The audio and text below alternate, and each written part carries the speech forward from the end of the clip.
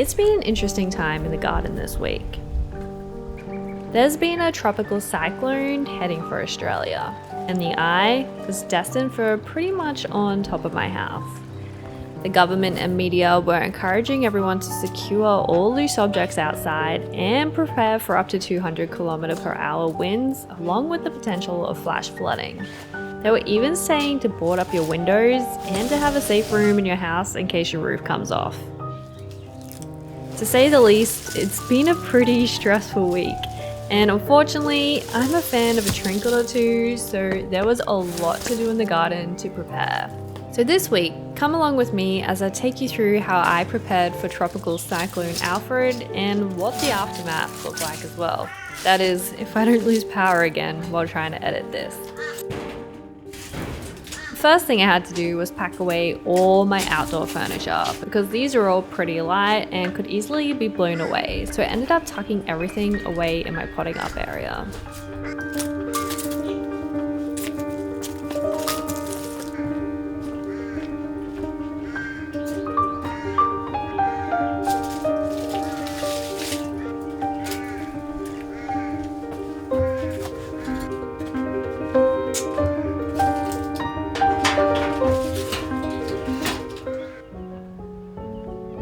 I then ended up taking down my hanging pots.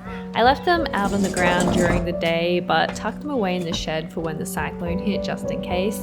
And let me tell you, this cyclone has been so weird. We had pretty much blue skies and sunshine pretty much up until the day it hit. It's a very different story now, but it was definitely very confusing, and watching the news and receiving all these scary warnings while looking outside and seeing blue skies, it just was very odd. I think the thing I was most worried about with the cyclone was all my little trinkets. A lot of these are sentimental, and I would be absolutely devastated if they smashed, so to pack them all away in my shed, which is chock-a-block by the way, is such a mess. I'm way too ashamed to show it, but I really need to clean it out after this. And I was feeling very envious of people who have like the plain green grass in their backyards because they barely had to do any prep. Meanwhile, I was running around like a headless chicken trying to secure everything. There's a lot of things I had to tidy up that I don't show you in this video because some parts of my yard were a mess. I've been doing some renovations, so that stuff was everywhere, and I'm a sucker for picking up old furniture with plans of doing it up, so I had a bit of a pile, but alas, all that stuff had to go somewhere else, so I have been flat out. Also helped my mum do the same thing, who's also a fan of a trinket or two. I've also been helping out some people in the community as well.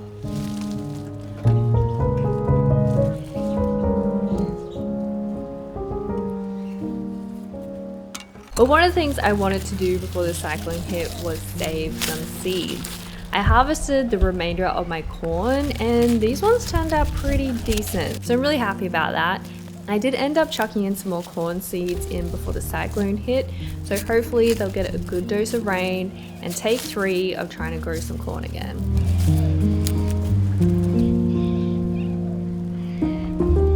I was also very excited to harvest the seeds from this bush bean plant because there's something pretty cool about these beans when you let them dry.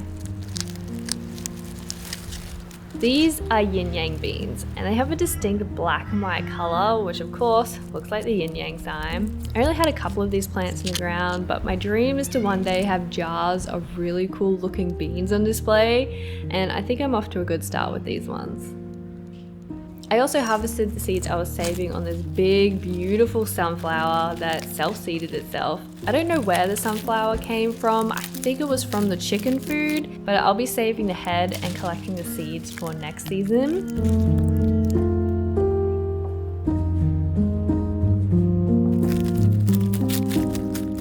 I also had this random grain plant pop up as well, so I'll save the seeds on that as well. I'm not too sure what it is, but I think it's sorghum. So let me know if you know what it is and if there's anything useful I can do with it, otherwise I may just replant it for fun. And you know, it had to happen. I also harvested the remaining tromboncino. I think this one is definitely the biggest one I've grown so far. One of them got a bit funky at the end, but I'm gonna save that and try and save the seeds for it for next season. And a few of you have asked what the Tromboncino tastes like, and to be honest, I haven't tried it yet. I may cook it up soon and report back, but I'm curious to see what it tastes like as well. I also harvested this stunted looking Tromboncino, and I don't know, I think it's my favorite. It definitely has a bit of character. What do you think? And then last but not least, I took down the shade sails. I'm so grateful for the shade sails this summer. I don't think my garden would have survived without them, and I'll definitely be doing this again next summer. But I think next time I'll improve the design a bit more. I'm hopeful that now it's autumn, the hot sun is less brutal, and hopefully the plants get some rain because they desperately, desperately need it.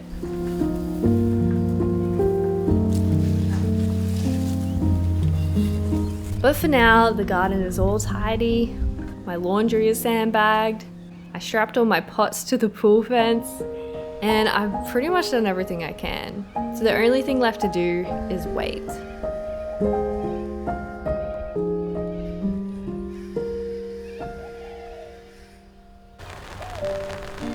So the cyclone took its time making landfall, and after it did, it wasn't that bad, to be honest. I think for a lot of people, they thought all this chaos was for nothing. They even closed schools and businesses and all the transport for this thing. So there was a lot of fear and worry, especially from the government around the cyclone.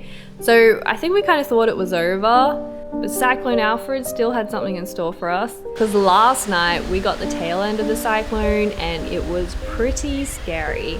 We got winds up to 100 kilometers per hour and the rain was so intense. All my windows were shaking, you could hear things making noises outside. There were like flashing lights, I think, at one point, which I think is like electricity lines arcing. And unfortunately, parts of my house are prone to leaking, so I was busy mopping up windows and floors for most of today. And while it was frustrating, I got off very, very easy. Parts of Australia are experiencing really bad flash flooding right now. Trees have fallen down on houses. A huge amount of people don't have any power and haven't for days, and some have even lost their roofs. So my heart goes out to all of them because this whole thing has been such a crazy and scary experience. And for a little bit of context, our city doesn't really get cyclones. So a lot of our infrastructure isn't set up for it. So I think that's why a lot of people were pretty scared. I'm very grateful that myself, my house, and my friends and family are all safe. And of course, I'm grateful that my garden is safe. There were a few casualties in the garden, like my rosella bush and my pigeon pea bush have been pushed over, and a few various flowers that were knocked over as well. But I'm glad it's the end of the season because everything's pretty much at its end, so I wasn't too worried about my garden getting messed up. I was mostly concerned about my fruit trees, and luckily they are all fine. And one has even gifted me a ripe orange, which is very exciting. I think I was mostly sad about my rice flower. This is a native bush that has beautiful white flowers that look great when dried, and it completely snapped off. And this is like my third time trying to grow this plant, so maybe it's a sign I should give up. But of course, with the death of things come new beginnings, and the autumn crops I planted out last week are looking very lush thanks to the rain we've been having. My garden so desperately needed some rain. I feel like I can feel the garden breathing a sigh of relief.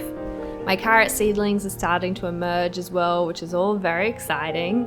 And so are my loofahs. And these are doing so well. Even before their rain, they did not have an issue with the heat at all. So these are definitely a winner for a hot climate. There were a few random casualties throughout my house, like an outdoor light bulb seemed to have broken and there was glass everywhere. And unfortunately, I do have some flooding issues downstairs in my studio, which is frustrating, but it's a small price to pay. I'm just so grateful to be safe and just really hope that the other Aussies struggling right now can recover quickly, because natural disasters like this are never fun. So thanks so much for watching this video. Let me know if you experienced Cyclone Alfred and how you ended up, and hopefully I'll see you in the next video.